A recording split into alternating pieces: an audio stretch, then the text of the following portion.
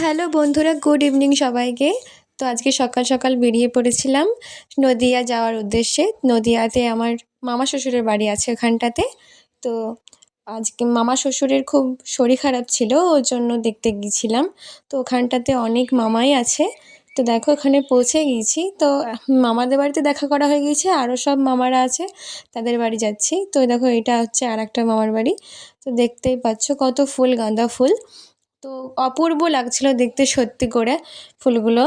আমি বলছিলাম যে এই এত সুন্দর ফুলগুলো কবে কবে লাগিয়েছো গাছগুলো, এরকম করে জিজ্ঞাসা করছিলাম মামিমাকে।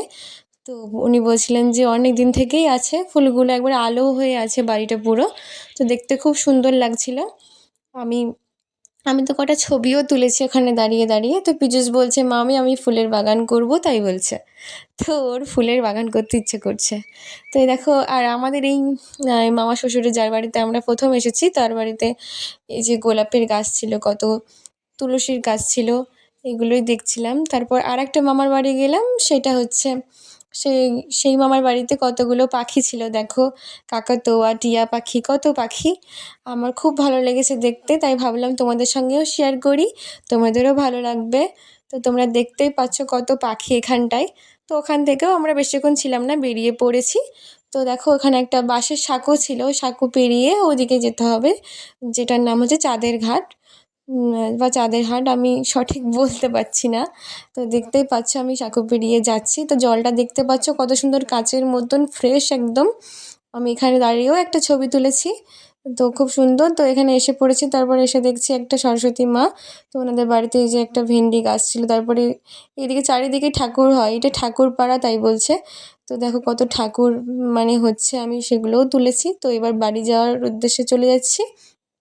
তো আমি ভাবলাম যে তোমাদের সঙ্গেও শেয়ার করি। তো সকাল থেকে এটা দেওয়া হয়নি, আমি এই কিছুক্ষণ আগেই বাড়ি ফিরলাম। তো আমি ভাবলাম তোমাদেরকেও দেখাই।